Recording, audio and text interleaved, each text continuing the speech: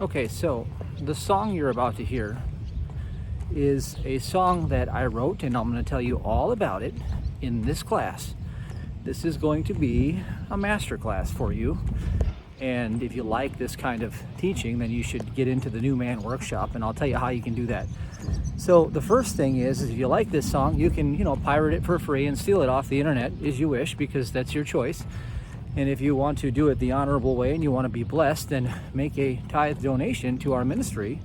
And the link is MatthewDavidHurtado.com, and you can sow into God's work and you can receive the blessing of that. Don't leave the page after you make your donation, because PayPal will redirect you to the download version of this song. So you can keep this song, and in addition to that, you will get the opportunity to partake in the New Man Workshop. Now, this is a big opportunity for you, because there are so many breakthroughs that await you, and it's the discipline of doing it that will get you there. But I'll tell you about that after the song. So check out the song, listen to my transmission, and then at the end of this video, by the way, make some comments below and engage a bit so I know you're out there. And at the end of this video, I'll do a wrap up for you and teach you something you never heard before.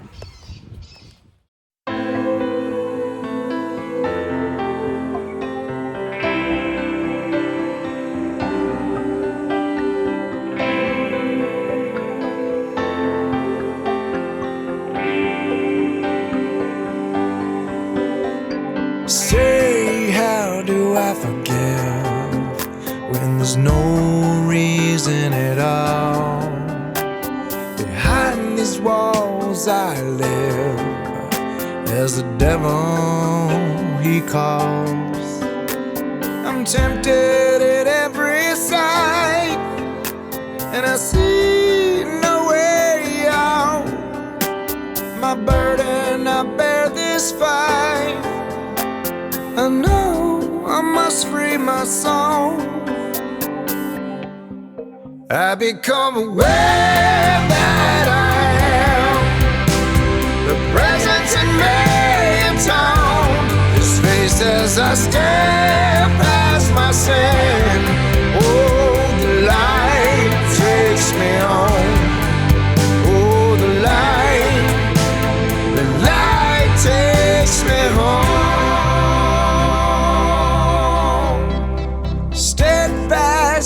I know, facing thee,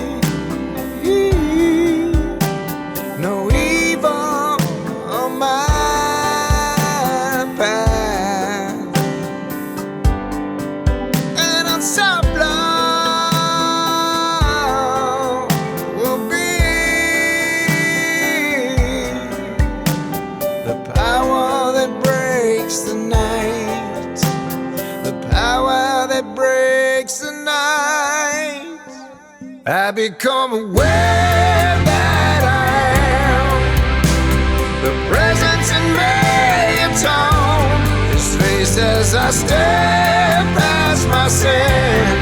Oh, the light takes me home. Oh, the light takes me home. I become aware that the presence in me atone. The space as I stare past my sin. Oh, the light takes me home. Oh, the light takes me home.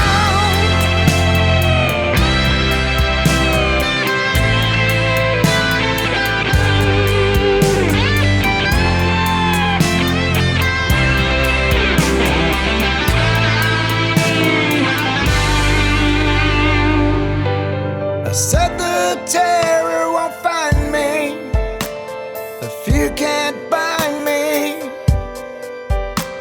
no burdens to bear at all. Awaken, I put my cares behind me, my cares behind me. I become aware that I am the presence in me. It's on His face as I step past my sin. Oh, the light takes me home.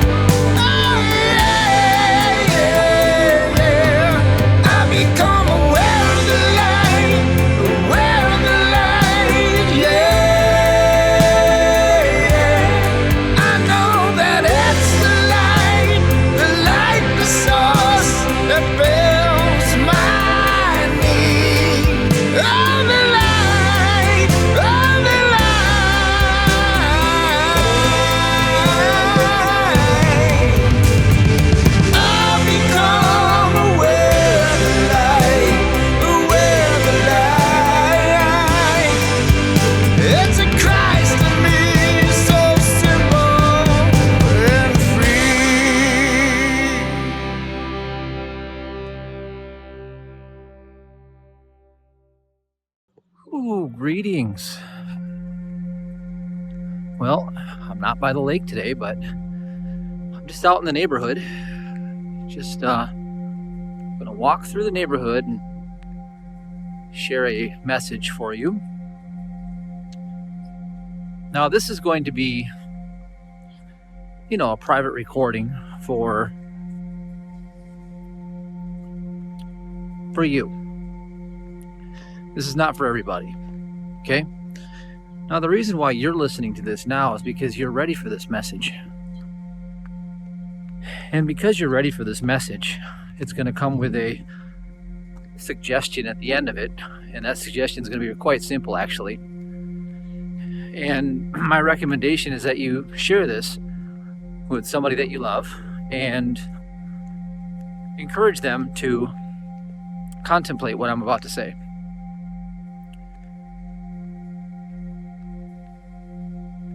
So everything that has led up to this point in your life has all been an orchestrated event for you to be right where you are at this moment in time and space. The purpose of your soul's unfoldment is to come to know, love, and trust the Father within you. Not out there, not religion's God, not that one. The living Christ within yourself. Have you ever noticed how the Christ that is in the church is not the living Christ? It's the dead one on the statue. Well, it's because the world worships the dead. It's in plain sight. The life that comes into the so-called building that they call the church is you. You are the life.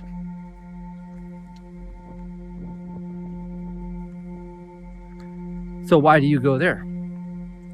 Because they told you that was the church. Well, the church is actually the body and structure of divine love, according to Mary Baker Eddy. And the body and structure of divine love is spirit. It is all spiritual, nothing material whatsoever about it. That spirit you are, and you have always been. When you were young and you saw a body that was small in the mirror, you were the awareness that was observing that so-called physical thing. How can I communicate with you through time and space, through this digital technology, if everything is physical? How is this even possible?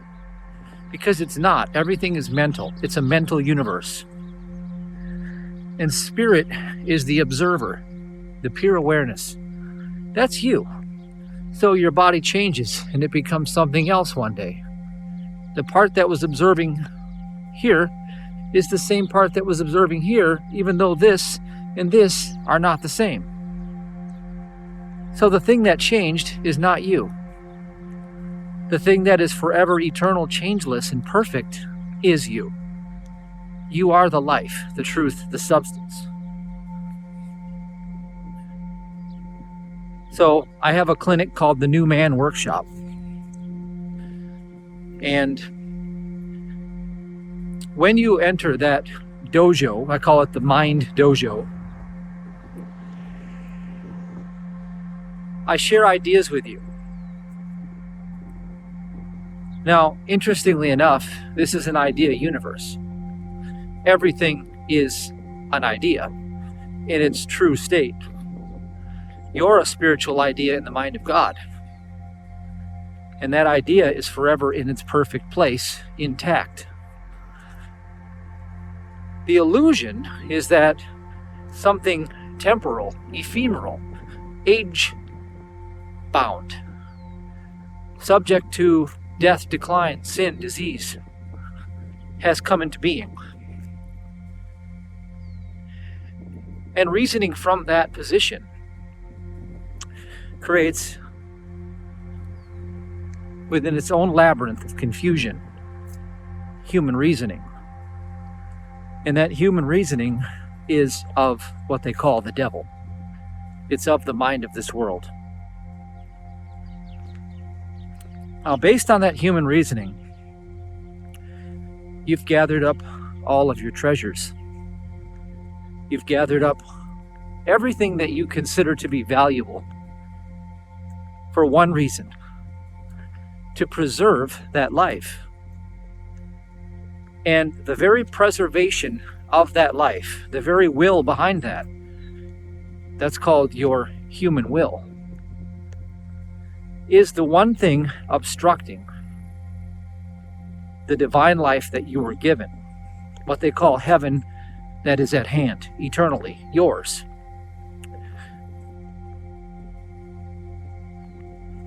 That eternal place of rest, where you are resting in peace, dead to the world, alive in spirit, just like the tombstone, it's in plain sight showing you the truth. That's where the corridor, the mystical chamber, the place of atonement, that's the holy grail of self-discovery, the capital self, the I am presence within you, the life divine, your eternal life is. You are eternal. You were never born of flesh. You don't exist in matter. You're dreaming in sin, Adam. All of these troubles have come unto you because you seek to preserve a life that doesn't exist. You seek to gain for self, to a self that is cursed because it's an abomination to the Lord of hosts. Your heavenly self and your earthly self never coincide with one another. You don't go from being temporal mortal to immortal because you so-called die in the world. You must die in your thought to your old self. And with that, there is a protocol that you must adhere to. Now, doing this brings to you the liberation from all of these troubles that you are burdened with daily.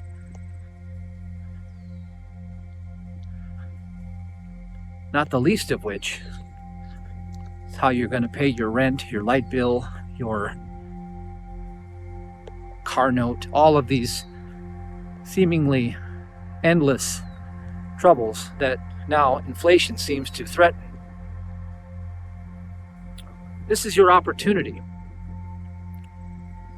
You see, your greatest gift in life is usually disguised as human suffering, so that the Christ mind within you is summoned, so that you can get you out of the way.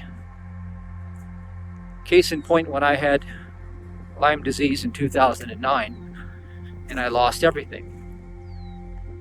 Bedridden and bankrupt. Within a few short years, I had amassed several million, and I had grown a digital enterprise just seemingly out of nowhere. And I had become so well endowed again that I was training like a pro athlete, physically. What happened? Well, I discovered that my non-physical self was the power in me, not out there. Nobody out there gave it to me. I fired everybody out there. They were all robbing and cheating me. The password is cheaters. If you want to expose everybody that's robbing you blind, just say cheaters. And just notice how your mind snaps out, and you'll start to see the fraud for what it is. Everything out there is a counterfeit of a spiritual truth which you are to adhere to. Now, therein lies the mystery. You've ascribed power to this world. You've given power. You've said this thing is evil. You've said this thing is good. And you've lived by those judgments long enough that they created an identity that surrounds you, encapsulates itself within its own reasoning, called your human ego. And that human ego fends for its own survival.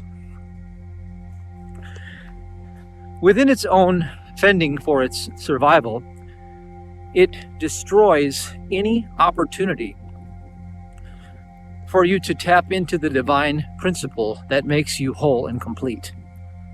That divine principle already exists in a perfect universe, already has been given all good things from the Father, because it's the reflection in the image and likeness of the Father. It's already perfect. It's already prospering. It's already succeeding. It's already thriving with well-being because of reflection of the Father's qualities. But the mortal self, the fictional self, is taking the Father's qualities and giving them to false gods, breaking the first commandment. You shall have no other gods before me. A god is something that you ascribe power to, the power to rule supremely and govern. So you look to these mortal creatures out here, and you have declared in your awareness that, well, these mortal creatures, they have governance power over me. Well, when you say that, who is the me you're talking about? You're talking about a death-bound creature that was given birth from a fleshly mother and father, which you are also commanded not to adhere to or stick to in your thought. If you believe you were born of a flesh-bound, earth-born mother and father, then you put yourself under the law of sin and death because you've agreed to it. And because of your agreement, all of the consequences of that follow. They follow you like the curse that comes because of your disobedience, which means you do not adhere to truth. All of these little nuances have to get cleaned up. Otherwise, out of that ignorance, a world of strife comes into being through a false perception of life in a fictional, time-bound, carnal reality. And that's what they call the Babylonian debt slave system. You are a slave. Neo. You are a slave. So what does Neo do? What is the opportunity that you have to bend the rules, or to suspend the curse, or to part the Red Sea so that you can take a beeline shot straight to your divinity? Well, you have to remove the very thing that you did that caused the curse to come. What did you do? Well, you look to graven images like this little statue right here. It's a material thing. And you look to a world out there that the Gnostics called an empty carcass. They said it was a dense fog that came over and put you into a dream state. I call it the outer kingdom. I call it the external illusion. I call it mortal-fiction. I say that it never existed to begin with. It's the carnal mind dreaming in its own delusional sense of self, trying to preserve a nothingness, a universal zero, a nothingness. So what do? Well, we take that power back and we give it back to the Father, the principle, the I am presence within. And I'm talking about all of it. Now, here's the bad news, folks. Until you give up your bank account, your well-being, your marriage, your inheritance that you've got from your family lineage, your skills and qualities and all of these things that you've gathered in this world, all of the treasures including the attachment you have to a carnal life that's going to die anyway. Until you give up all of that, you can't access the kingdom. You have to give up all of it. So the benefit that I had, that dying with Lyme disease offered me, was I realized that I was going to die anyway. So what did I have to lose? I had nothing to lose. So what did I do? Well, I started to lean on my non-physical. And I started to give all power back to my non-physical self. And here's the magical thing that happened.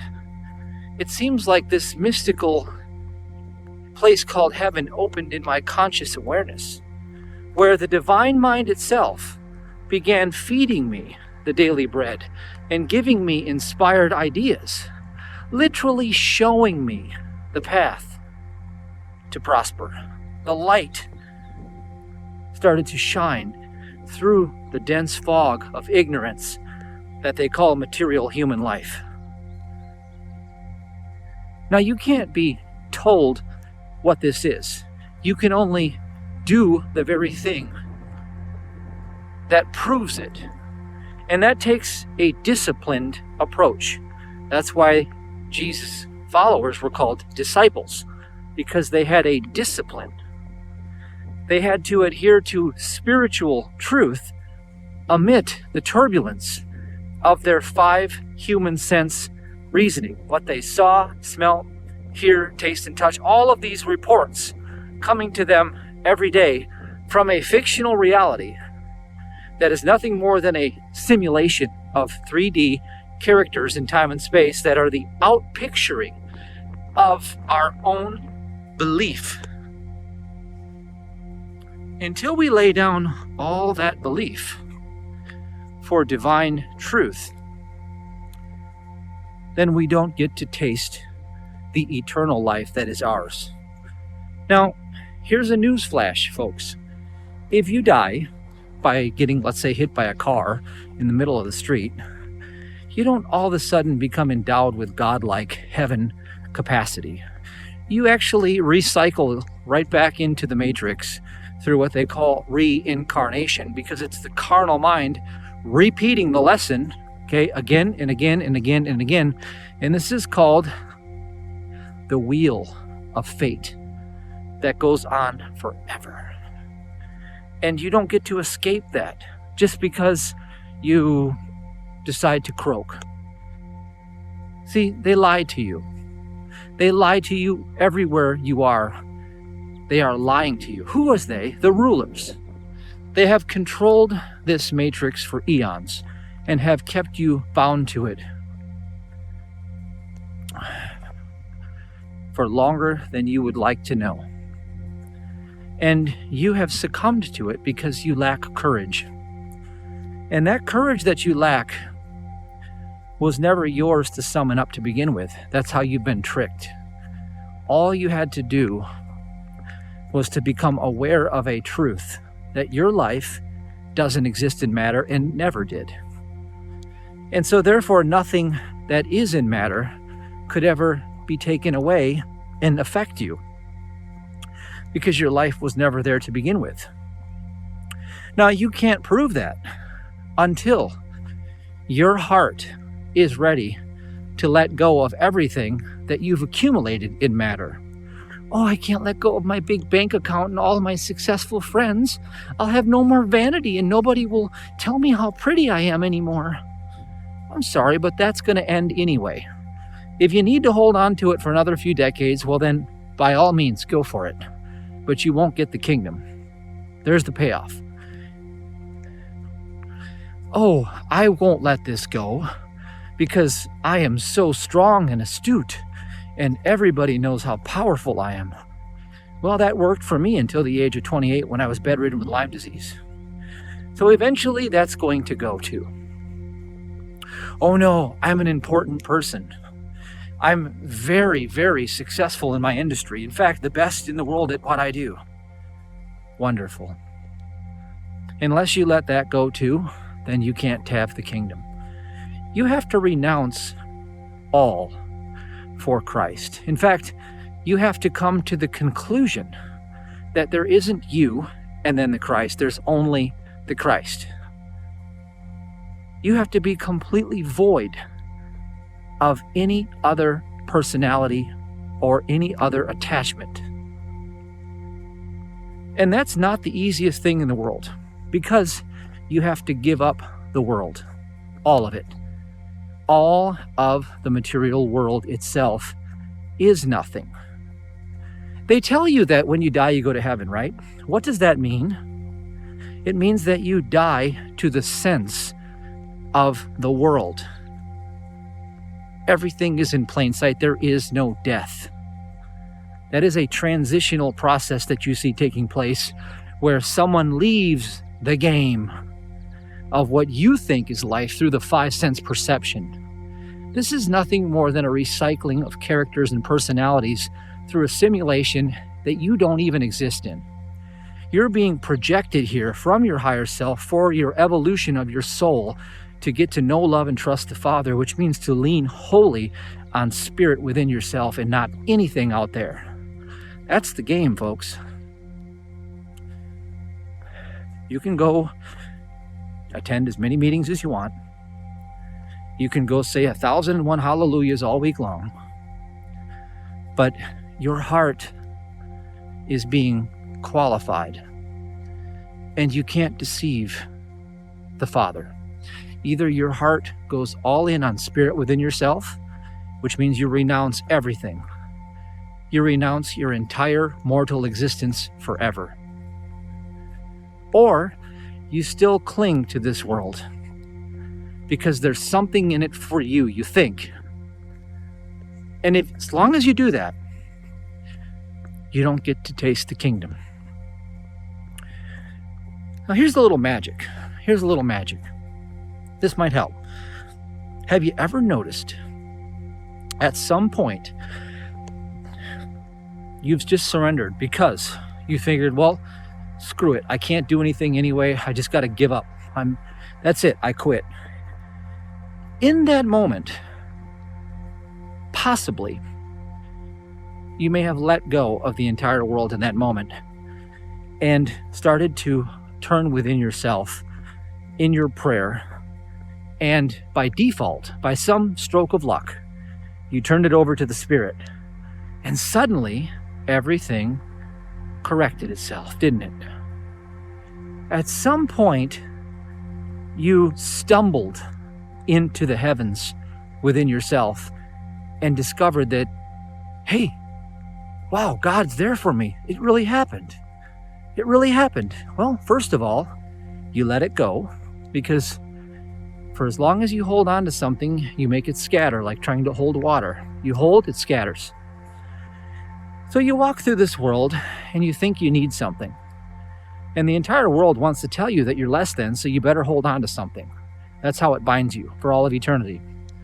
It says, you're not attractive enough, you better hold on to something like that body of yours. It tells you that you're not rich enough, so you better hold on to your bank account. You better hold on to your high-paying job or your status in life. And so therefore, at some point, you're holding on to something in this world. That's called a graven image and an idol. Until you take your hand off of that thing and you start to cling to the Spirit, the one living Spirit, one, there's only one. That's the body of Christ. It's spiritual allness. Until you hold steadfast to that, which by default you did when you ended up surrendering and you, in prayer, gave your life to Christ in that fleeting glimpse. But then, as soon as you were bailed out of that jam, you went right back to clinging to the world again. Because you thought, hey, you know what? I just been given a pardon. Now I'm going to go back and do it all over again. Thank God you saved me from that horrible, horrible thing. Now I'm going to go right back and do it all over again. Here's the thing. Don't go right back and do it all over again. Stay in that surrendered place. Go back to worshiping the only living God within you that gives you all from its limitless bounty of grace, by grace alone we prosper, not by our works, but by grace alone. Now, the New Man Workshop will help you remember this and help support you in doing this so that it doesn't have to be in an emergency only situation. It can be because you are excited about the real you. All right? This is the big thing. I say this. I say, with all the things happening in the world, what a perfect time. What a perfect time to just let it all go.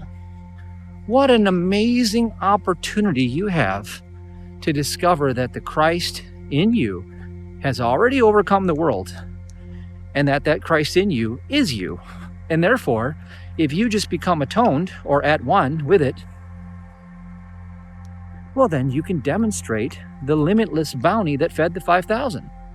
That principle of supply-demand being instantly met is a timeless, universal fact of existence.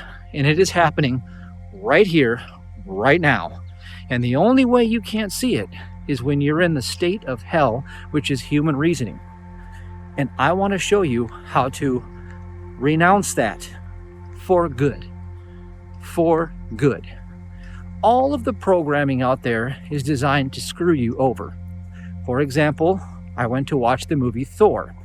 Now, what do you think the programming is teaching you? Well, they have all these gods, and these gods are merciless. They just want to treat everyone else like peon slaves and to use them for sacrifices and all kinds of nefarious activities like orgies. Well, the programming is that the so-called gods over you now, which are your governments of this world, get to have all of the orgies and the sacrifices and all of these things, and because you're a peon slave, you have to accept it. See, the subliminal programming goes deep, and people don't even see it for what it is. The programming is a simulation, and it is designed to help you, by the way. It's designed to help you take your hands off of this world because it has nothing to offer you, because it's non-existent. It is a deficiency. It's an empty carcass. In the Gospel of Philip, in the Nag Hammadi Library, Christ says, "For him who hath discovered himself, he recognizes the world is not worthy of himself." Imagine that. Imagine that. That's what I'm telling you. Wouldn't you like to discover yourself? Do you think it's just going to happen because you're going to stumble into it? You already have, but you stumbled right back out of it because you didn't recognize what you did. And because you keep leaving it, that's the story of the prodigal son. You keep leaving the Father's house where all things were already given to you because your human will is lustful and greedy and seeks for the pleasures of the flesh. It wants to get drunk, it wants to get high, it wants to have sex, it wants to indulge, it wants to binge, all of these things the human carnal mind does so that it can block out the sun and prevent you from accessing your true divine nature. Now, on the flip side of that, it becomes your blessing because it helps you through the pain to let go of what doesn't belong to you. That world is not your world. That world is what they call Hades. It is the outpicturing of human suffering, and all human suffering is a perceived absence of God's presence as the allness of creation. God said he created all and called it good. Well, how come you don't live in that world? I'll tell you why you don't live in that world. Because you chose to have another one. The one that human reasoning created for you. The one that doesn't belong to the real you. The artificial fiction called mortal fiction that the carnal mind is looking through the 5 human senses and observing its own idiocracy. It's looking at a heart that pumps and flesh. It's looking, oh, your intelligence comes from your little brain, your little pump, the little fat thing in your head. It's counterfeiting truth with fiction everywhere you look.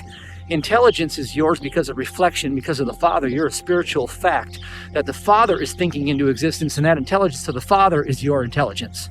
There is no other mind. They're trying to fool you at every turn.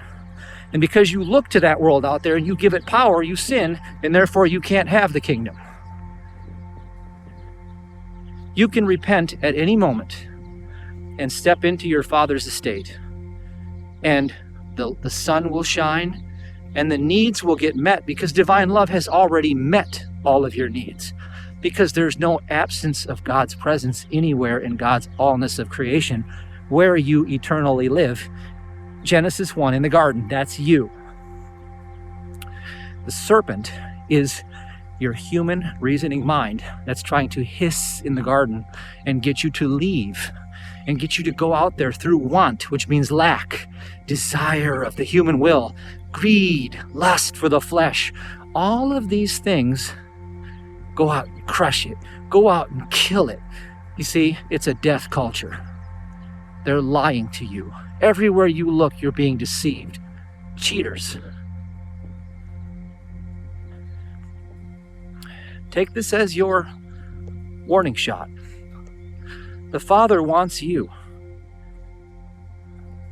to remain in your place of peaceful rest, in the garden of Eden, of heaven within your righteousness, your intuitive, your all-knowing, all-seeing eye of the Christ within you, not the all-seeing eye of the Masonic symbol on your dollar bill, because it's a voodoo doll and it's being used to seduce you into greed. And there's nothing more greedy than a poor person,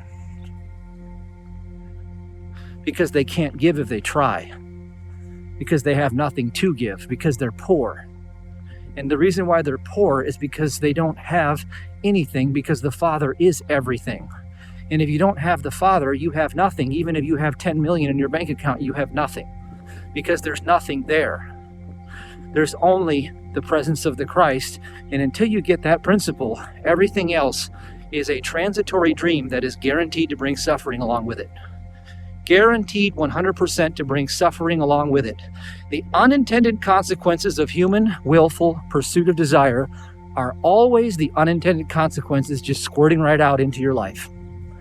So if you want the yoke is easy and the burden is light of the Christ, then you cling steadfast as the Christ in your own reflective, conscious awareness, and give up all of your attachments to this world and let the sun, the light of truth, become present within its own reflection and provide for you all of the things that God has already given you that bear no unintended burdens.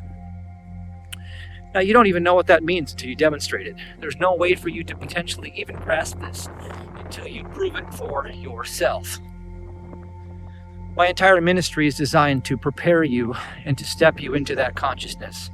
And that's all I do, and that's what I do. And I believe I do it better than anyone on this planet. Now, don't take my word for any of this. Just listen to your heart. Look around you. Have you already gathered enough treasures to realize that it doesn't do anything for you? If not, then maybe you have to wait until you do that to realize it's not it. Have you already tried everything under the sun to feel as free as the wind, and nothing has brought that to you? Are you troubled at every turn because of all the reports that you see on the news and everywhere else? The whole point of that is to keep you in a troubled state of consciousness so you can't access the kingdom. So as long as you push against it, you create more of it. And therefore, you're bound all over again. Both sides of the same coin. You can't get there from there. Interesting, isn't it? You see, the sorcery runs deep. And the sorcery has no power over you once you give that power back to the Father within. So let me show you how to do that. Let me give you a crash course and let you taste your own demonstration of the power of Christ that you are. There is no other person. So therefore, the light shall be made manifest, because there's nothing else to obstruct it. The link below will take you to the page that allows you to enter this course. It's the latest one that I've done, and I think it's the most efficient one because it gives you a direct protocol that you can practice daily. And by practicing this protocol daily, this habit can allow you to become a true disciple of truth and wisdom so that you can open up the heavens within yourself. If I'm wrong, and if you're making a mistake, which is impossible in a perfectly ordered universe, but let's hypothetically say, if I'm wrong, then what does it cost you to do it? That's between you and God. That's your decision. Now, if I'm right, then what's the payoff of you discovering who you really are once and for all? You can keep chasing all the things out there, and by God, I hope you get them sooner than later so you can realize that they're not it. And at one point, at some time, hopefully in this incarnation, you're going to be called by the wisdom within you to turn back and to let go and to just say, I've had enough. And that's going to be the magic moment when everything happens right for you. I'm asking for you to choose that moment right now. Hello, I'm Veronica with A Tone, Being in Togetherness, care of Matthew David Hurtado and Michelle O'Brien. The situation is that you're under a perpetual state of anxiety, blocking your ability to enter flow state and unlock your inner abundance. The complication is that you're being attacked by all the airwaves: negativity, fear, lack, recession, depression. It's sinking in your mind. The question, therefore, is how can you bulletproof your consciousness to be a master receiver of God's abundance, including divine guidance in every moment? The Bible's suggested way to protect yourself from these times is to occupy the right brain awareness and tap into perpetual flow state, where divine answers show up in plain sight all around you. Expert in flow state awareness, Robin Sharma explains how flow state can make you up to 800% more effective. Former Navy SEAL Michael Jacko believes so strongly in the power of intuition. He calls his brand Unleashing Intuition Secrets. This was the secret that Matthew David Hurtado used to ask and receive divine answers. Immediately after he grew a small sum of money into a massive fortune, it appeared in plain sight as soon as he entered flow state. The Bible gives us clues of this discovery that Matthew David Hurtado calls the eye of God, here in Matthew 6:33. Seek ye first the kingdom of God and his righteousness, and all of these things shall be added unto you. This part describes entering the mystical chamber of right brain awareness.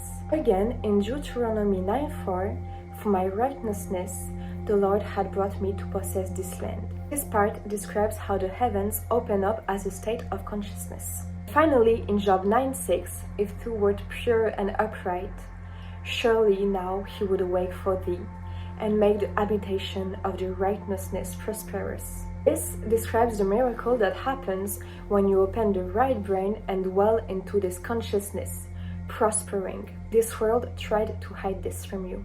Modern-day mystic Matthew David Hurtado will develop your skills to enter this new consciousness over a 3-day period of training in luxurious Door County, Wisconsin. A place of magic and a powerful vortex for divine transformations to occur. Limited spots are available. Visit makefatherproud.com. makefatherproud.com. Again, these are the days of destruction for the wickedness on this planet. God is calling his elect to reestablish his covenant. It's your time to level up. Go to makefatherproud.com. Selah. Good day. It is. It sure is a good day. Amazing. Look at this. It's about a little after 8 a.m. Friday morning. Beautiful, beautiful day. So today we'll just take this transmission wherever Spirit wants to go. And we will extract whatever wisdom is here. It's kind of like going fishing in the morning, right? Some people like to fish in the morning. Well, I think the first part of your day, you could go fishing for wisdom. You could get into that silent place, do some breath work if you want, do some meditation, put your mind on some uplifted heavenly thoughts, set the tone for the entire day, right? Well, what would you do? What would you do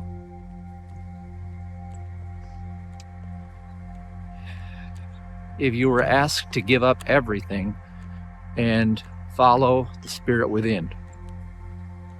So this is a continuation of the last transmission. What would you do if you were to gather up all of your treasures and lay it down at the feet of God within yourself? You know, some people really, they have a hard time with the tithing idea. And well, tithing is the beginning. If you can't get past the beginning place, then I don't know if you can get to the next level, because the next level is to lay down all of your human ambition and all of your selfish desires. And then the next level after that is to lay down every part of your personality so that the Christ alone can take over. Jesus, take the wheel. There are a lot of teachers out there that will tell you that you can have anything you want if you just want it bad enough. And that's true. You really can. You know, there's something to be said about wanting something bad enough and just putting all of your focus, energy, and attention on it and going after it relentlessly. But they forgot to tell you that the second part to that is then you also get the unintended side effects or unintended consequences of that thing. Well, that's the world's way of doing things. Of course you can. I've known people who have put all of their energy and attention on, you know, going out to become incredibly rich, powerful, successful. And they've ended up sick, overweight, stressed out, in the hospital. You know, not all of them. I'm not saying that's the guaranteed outcome. That's not the truth here. What I'm telling you is that where you place your focus, energy, and attention is the distinguishing factor.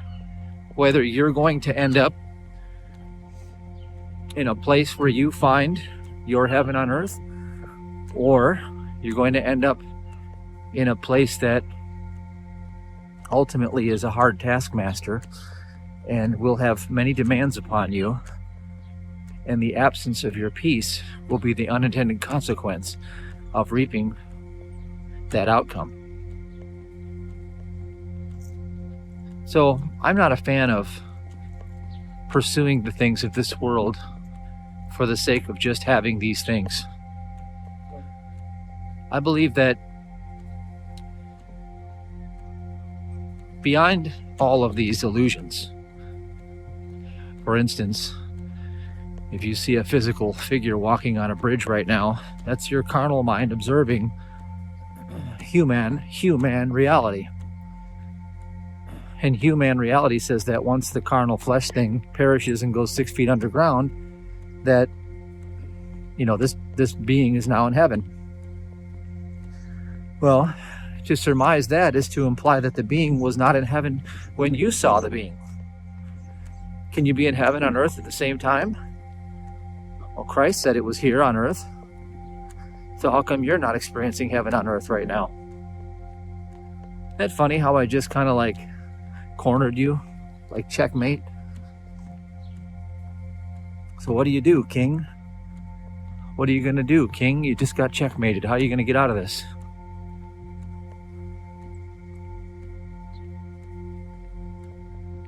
So you are in heaven now. You can't be anything other than that creature in heaven. See, it's not really a creature.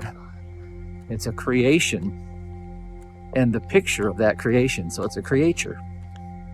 It's a picture of God's creation. You're in the mind of God. God is dreaming you into being, not the other way around. So the people of the flesh, the mind of the flesh, says, well, here I am, I'm physical, and I dream God into being, and I dream of this place called heaven. That's the inverted, mirroring aspect of creation. Everything is dialectically opposed and an inversion of reality in the flesh, in the natural, in the material world. So again, you see that inversion of truth. And you say, well, there's a mortal. And then you ascribe good and evil powers to that thing. You know, that's a healthy mortal. That's a good thing. And you see someone limping along and they're dragging their meat sack, at about turtle speed. And you say, well, that's an unhealthy mortal. That's a bad thing. And neither are any more real than the other. There's no healthy mortal. There's no unhealthy mortal. How do I know? Because there are no mortals. That's a dream.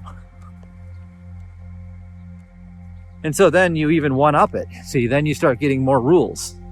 Like, chocolate has the power to destroy heaven. Coffee can steal your God consciousness from you. No. These are earthbound human beliefs. You don't actually have a physical brain. These are earthbound human beliefs. Emma Curtis Hopkins, in her book High Mysticism, reveals one of the most profound ideas that you could ever set your affection upon. The upward gaze to the illimitable, immutable one, the vision of the Most High, in steadfast agreement,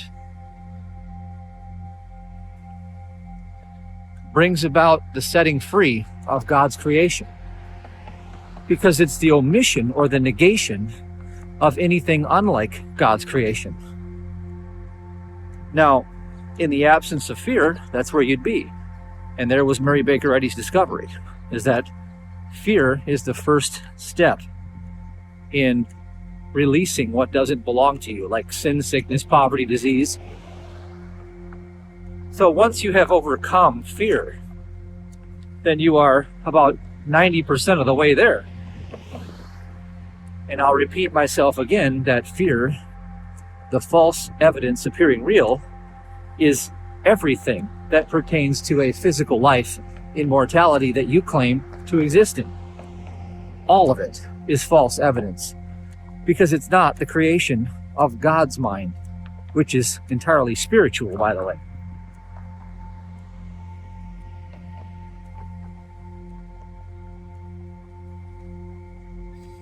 So, what can you say the common denominator is? Well, here I'll tell you. Whenever you are agitated from a place of rest into a perturbation in the field, where there is a stirring about because you're now taking thought for your own life, Christ commanded you not to do. In other words, self-indulgent behavior, like seeking for self-pleasure seeking. No, that really is the place where we have to nip it in the bud. Now, the reason why I love chocolate and I love coffee and I love heavy, intense workouts is truly not entirely carnal. That's why I can maintain my right brain awareness the whole time. I don't ascribe power to any of those things. I consider those what the back of the expression of them is. It's the freedom of enjoying the idea of relating harmoniously with all of God's creation. See, first principle right there.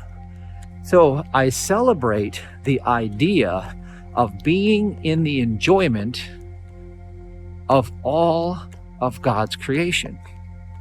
Well, you say, well, Matthew, God didn't create physical coffee. God didn't create physical workouts. And I say, that's right. Because God's creation is entirely spiritual. So as I do these things, I am having a spiritual experience, not a physical experience. It's a difference in my awareness. And as such, I can have, I had 4 cups of coffee this morning. I don't feel a caffeine buzz. Now, as a mortal consciousness, you might be jittery and anxious and you might be shaking all over, but I don't feel any of that. I can also eat chocolate and sweets, and I can do these things because I know my spiritual man, my manifestation as God's reflection, the upward gazing vision, okay, like Emma Curtis Hopkins says, steadfastly facing thee, there is no evil on thy path. Well, that removes all the power from those things. There's no evil power in a chocolate bar or a donut or a cup of coffee. And there's also no good power. It can't give me a buzz and make me adrenaline filled and help me get supernatural abilities. God alone contains all abilities to prosper and to provide strength. Okay? So, in truth, okay, let me finish that out though first before I go there.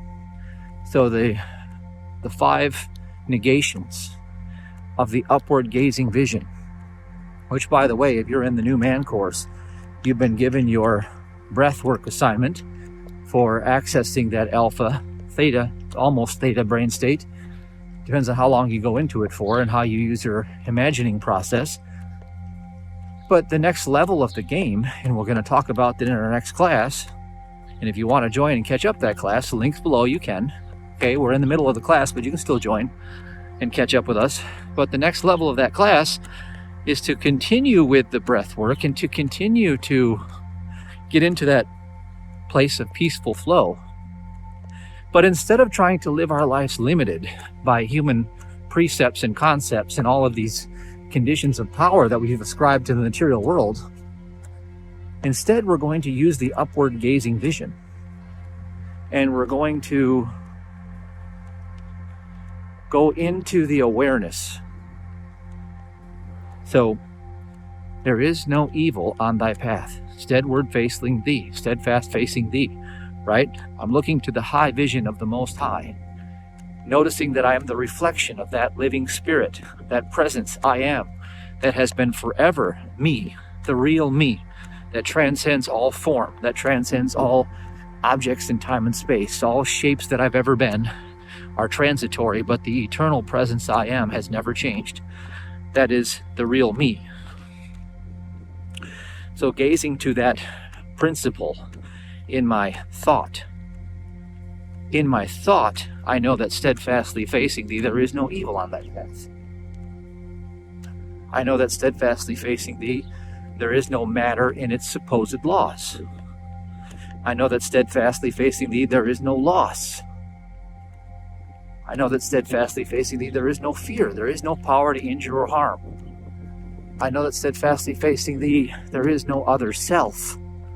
There is only the one self, the one Christ. You see, those negations are the assured way to experience what is by removing what is not. Now, that was also coinciding with Mary Baker Eddy's discovery, is after she removed what is not, in other words, destroy the belief in matter, there's no law in material claim, there's no power for chocolate to obstruct my right brain, to get in the way of my own process of expanding my consciousness, to allow me to flow. There's no power in a cup of coffee to give godlike power to steal the presence I am away from me. There's no power in that. If I give power to that, I've just crippled myself again. I've put myself into the back seat, even though I'm in the car that I want to be in. I put myself in the back seat. I'm no longer in control. I'm just riding along at the whim of wherever we go here. So spirit retains its illimitable control over all creation at all moments of time and space, and that spirit is always running a perfect universe. And so if you would contemplate that, then you would have to realize that all things were indeed created for God's purposes, and they were all good according to God's sight. So our sight must match and be the reflection, the mirroring of God's sight. And now this leads us into how evil multiplies itself when it is spoken about and when it is reflected upon. And this is why we must recognize that far more important is it what comes out of your mouth than what goes in your mouth. So when we talk about evil in all of its manifestations, the minute we give power to that idea, we've just done the same thing, but in a far worse scenario, because we believe that it's benign because it only happens in our thought. Although everything is what is in thought. Everything is our thoughts about things coming to life to reflect back to us what our gaze has been upon. You see, if I look in the mirror and I say, "Oh, Matthew, you've really slipped this time. You know, you're getting old. You're getting out of shape." If I start thinking those thoughts about who I am, then I start manifesting those qualities so that I can reap what I've sown. Now, instead, if I look at the transcendent picture in the mirror, which by the day could change, right? So therefore, I know that since it's changeable, it is not immutable. Therefore, I know that it's transitory. Therefore, I know that it's nothing. And so when I look at the nothing, I say, well, there's the outpicturing of a human belief now, isn't it? So I could say, steadfastly facing thee, since there is no matter and its supposed laws, there is no deficiency and there is no excess. There is no deficiency in a so-called human metabolism to create and maintain the harmonious expression of beingness. And there is no overflow of what they call weight. I'm not carrying any weight. I'm a spiritual idea that is forever intact according to God's harmonious design. Now the materialists will come along and say, well, now you're just delusional. You think that you can just think yourself out of this condition? And I'd say, well, yeah, in fact, I know that everything is our thought about a condition. You see, your fear about what you put in your mouth is the very thing that you are reflecting at yourself. And so therefore you've limited yourself to a small conclave of existence, and it's a very fragile thing. Because if for some reason you ever become poisoned, then you have to understand that you may perish according to your own belief. Now, I told you in the last transmission a couple days ago, I had been experiencing the mortal dream of that very phenomenon. In other words, it was some sort of belief in food poisoning or something, but I had been demonstrating those symptoms. Now, to get rid of that, I didn't say, oh no, I've broken a material law, now I must perish. You see, if my framework had only included that by design, I would have perished. But you see, that's not what God engineered for his man to experience. He said that no evil thing shall harm you. No poison shall harm thee.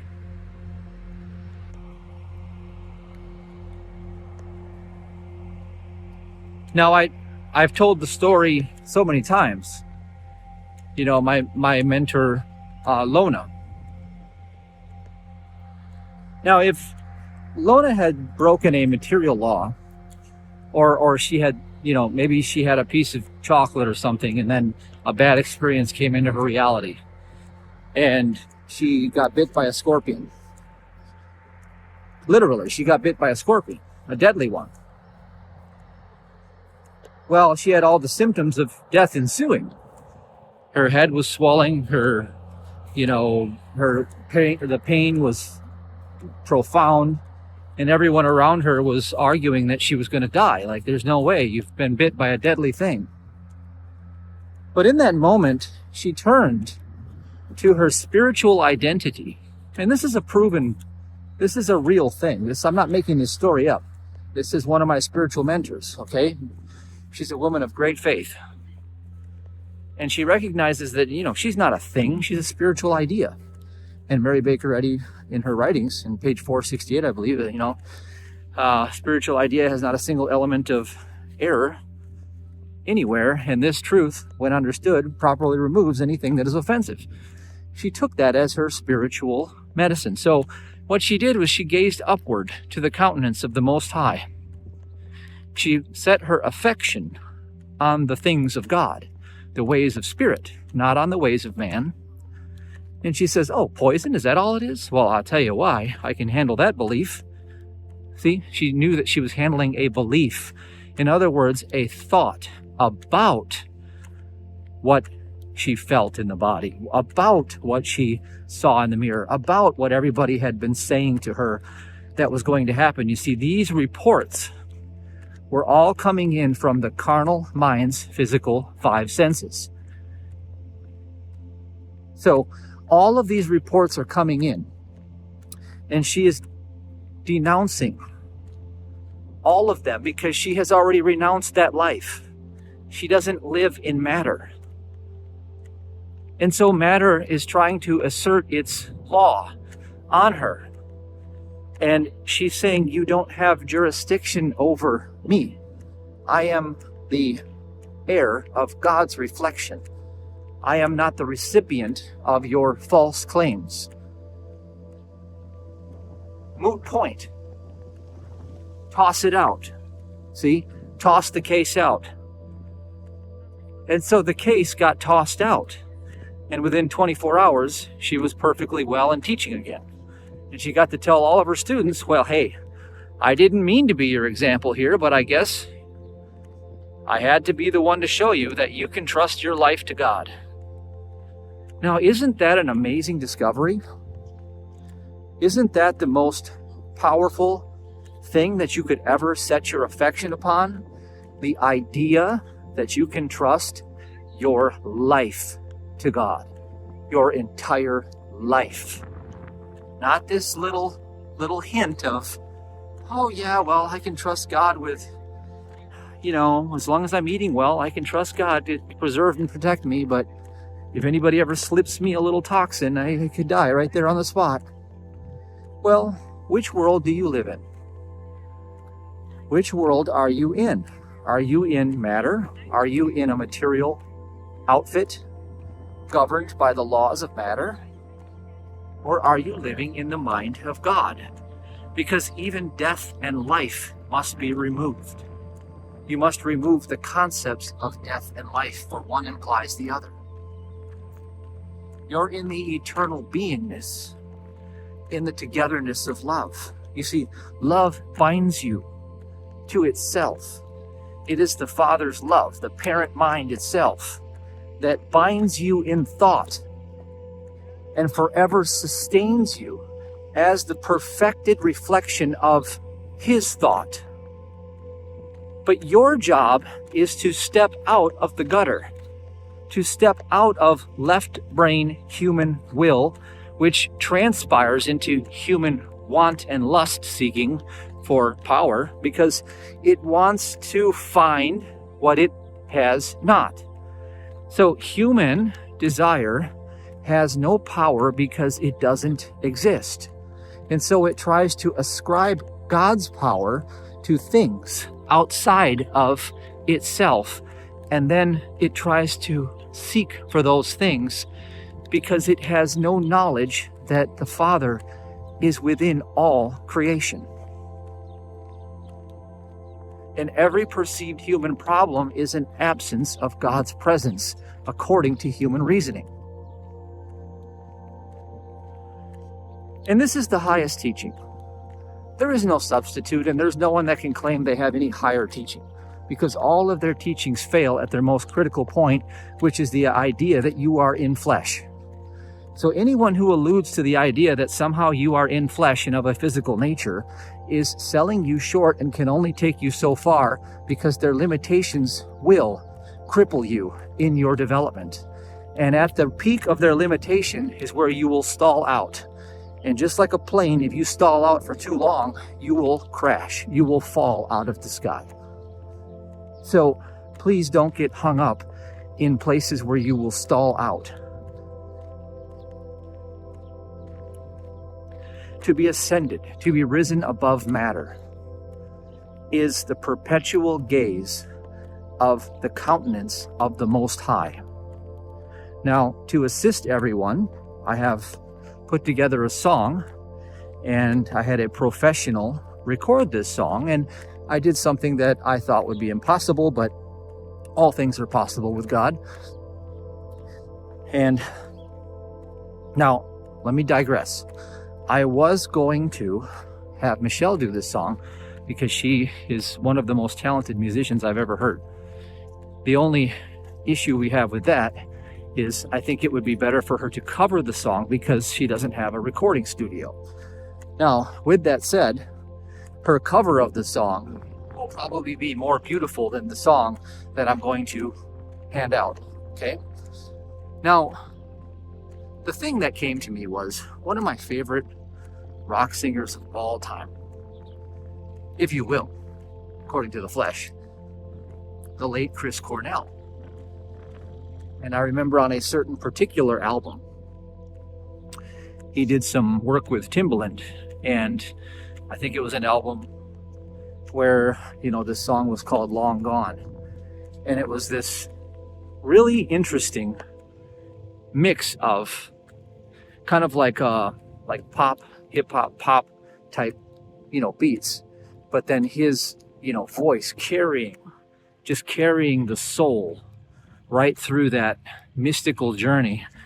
And now this is symbolic to me because this came at a time, I heard that song. It's like, that's why I'm long gone.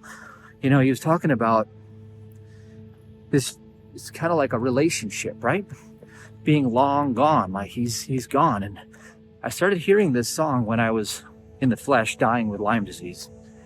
And I remember hearing that song and I felt the pain in his heart of that song being written. And I said, well, that's the pain in my heart. That's what I feel. I feel like I'm long gone from my son, long gone from Sabrina. I'm long gone from everybody that I've ever cared about. And I feel like I'm going to die here. And that pain is the stirring up of the Christ within, saying, let go. Let me be all. Let me be the all sufficiency in your life. So, to make a long story short, you could say that the soul of that voice, there is an artist named Rudiger who has a Chris Cornell sound-alike voice. He's very, very talented. So I resurrected that voice to put to the lyrics that I wrote about the light that makes me whole. The song is called The Light, and it has everything to do with learning in the New Man workshop. And I just want to tell you that the light, it is the light. Let there be light. The song will become an emotional piece for you to anchor you to the teaching so that you can move the spirit, if you will.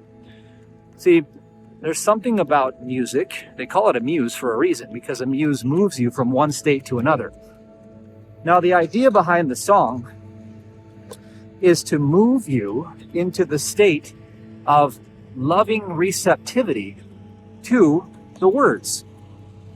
So the words alone talk about a journey of where a man begins. So let me try to reflect on writing this song, what lyrics came to me. So the beginning verse is about, we look to the world, we're seeing this world of fallen man. We see the evil, we see the tyrants, we see the diseases, we see the poverty. We feel trapped, there's no way out, So the beginning of the song talks about how we come into our Christ awareness in the beginning. That pain starts to stir, and we start to look around and we say, no, this can't be right. This is evil. This is bad. I say no to this. Well, that's right where I was when I was dying with Lyme disease. And I kept talking about evil. I kept talking about, the thing, the trails in the sky, and talking about, the powers that are going to, enslave everybody. And I kept, well, here's the idea. I was talking and talking and talking about it, and I was getting sicker and sicker and sicker. But you see, that's the end of the rope. And when you reach the end of the rope, as one of my mentors told me along that time, who taught me how to tap into my non-physical, which is your spiritual self, he said, let go. When you're at the end of your rope, let go. It's the opportunity for you to let go. It's, you see, your curse is your blessing, and your blessing is your curse. So the opportunity has emerged for you to let go. Let go of all that you are holding on to, and surrender it at the feet of the Christ, and say, thou art the only life, and be in submission to that principle. Well, if you realize that, then you'll get to the place like Tony Myers, who's a friend of mine, who we've had at our workshop before speak. So he was in a wheelchair with Lou Gehrig's disease, which is one of the most acute forms of human suffering that you could go through. He was at the point where he couldn't digest any food, so they had to, just give him little pieces at a time. And he came to the revelation that Christ has already set him free, and he walked right out of that wheelchair, right into that revelation. And he is made whole now, and he teaches people all the time. He has some great books about being made whole and believing what Christ said, not just thinking it, but really believing it, living from it. And I love his book, taking food off its pedestal. He drinks a lot of coffee, by the way. So I think that's a good thing, because he's taken the power away from all of these human beliefs about it. That it's, bad for you, and that it's, you shouldn't drink it. It'll make you anxious. It'll destroy your connection to God. And he took food off its pedestal. And I think we really need to learn how to take food off the pedestal, because food is also not a God. You can live without food. You don't require it. Now, that may take some time to get used to, but there are already individualized expressions of God on this so-called planet that already do live without food, and they do just fine. And you can as well. That's just another human belief. Now, it may be a harsh belief to face if you're thrown into it abruptly and you have to go without it, not to your will, but to someone else's will, accordingly. But you can turn every human experience into a divine experience. Now, this is when I come back full circle. Why do I work out heavy and intense? Because it's a divine experience for me. Because at the moment when my body says, oh, I'm tired, I get the blessing of saying, matter, you don't have a mind to say that you're tired. I am replenished in every moment by divine love, and I live, move, and have my being in spirit. This freedom to express my sovereignty with God is a individualized rite of passage that allows me to pass over this human belief into the realm of the miraculous. You see, that was the same mindset that I took when I started walking out of that condition of Lyme disease.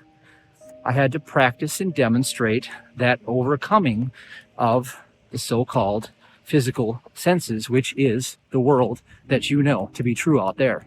So everything that you pick up and receive from this world out there has been binding you by asserting its law. Now, that's governing power. That means that it is providing you with an interpretation of reality that you can grab onto and accept or reject. Now, this is your choice. This is why you were given free will.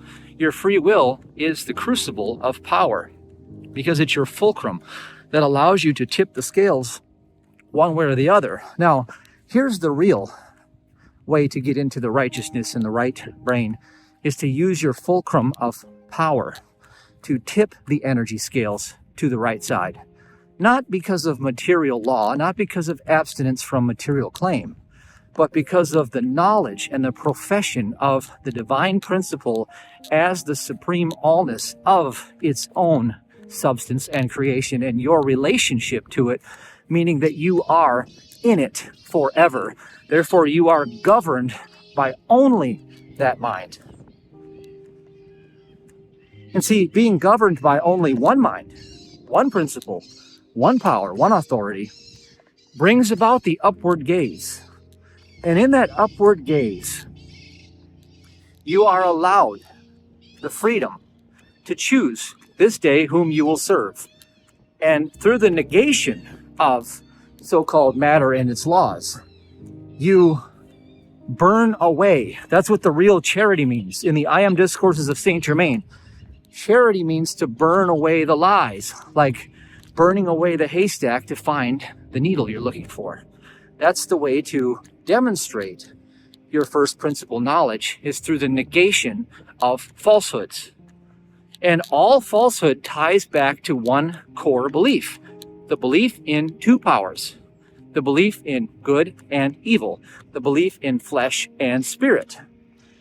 And once we negate that identity altogether and persist in this capacity, then we are walking upright. We are walking according to the Spirit, not according to the flesh.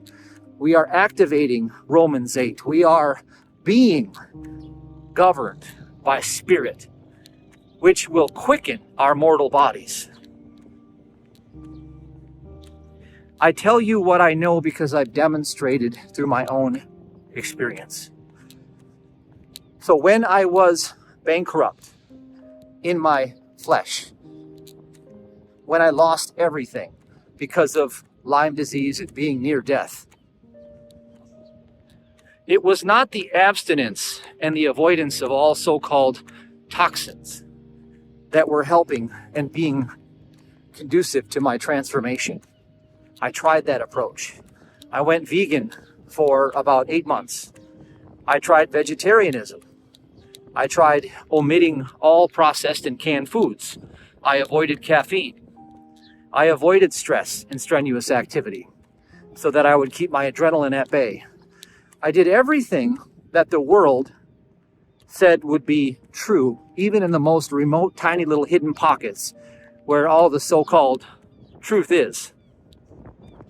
And it all failed me because it was not sustainable, it was not realistic, and it was also another form of punishment that brought about self-accusing.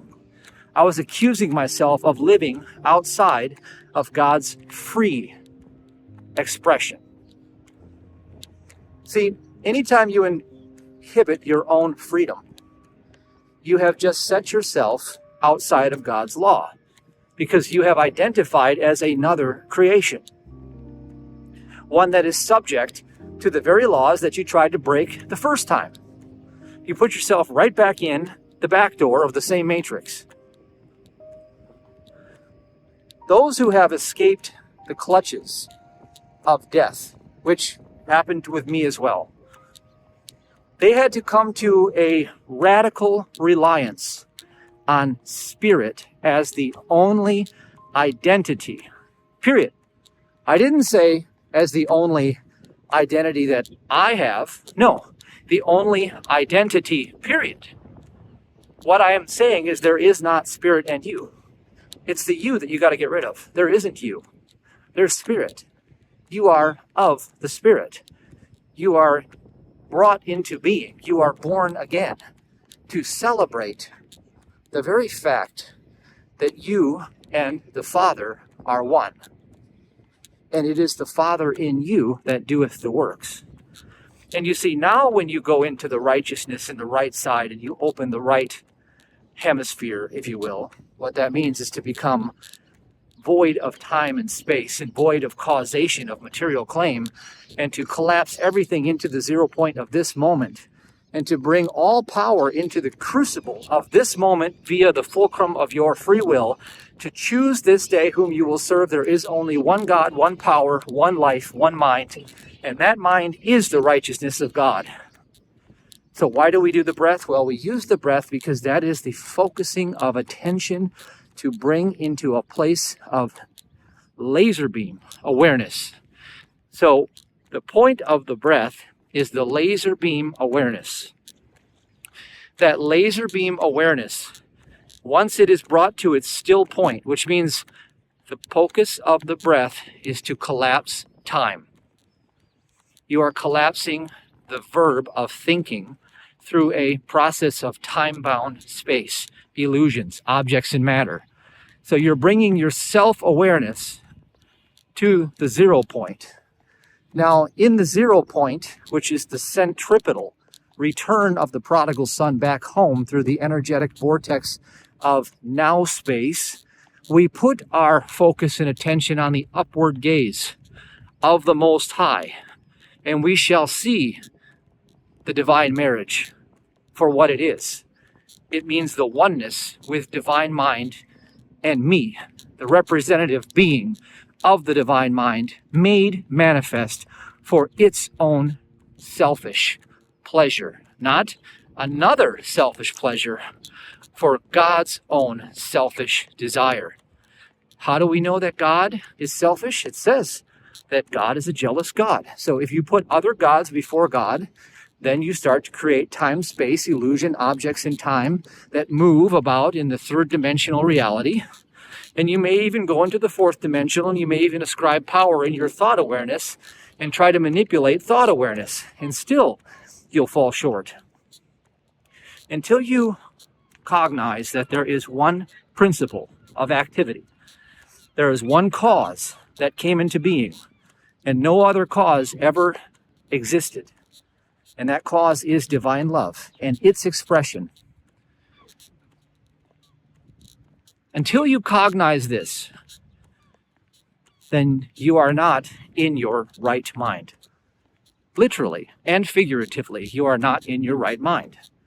Now, at the moment you do cognize this, and you stand at one, atoned as the living Christ, you bring laser focus into that place of divine communion with Spirit. And in that union, where the two become one in the mystical chamber of thought awareness, then you have cast your net on the right side. And then you will see the bounty of Christ's harvest in plain sight, staring at you, lurking to find your awareness upon it.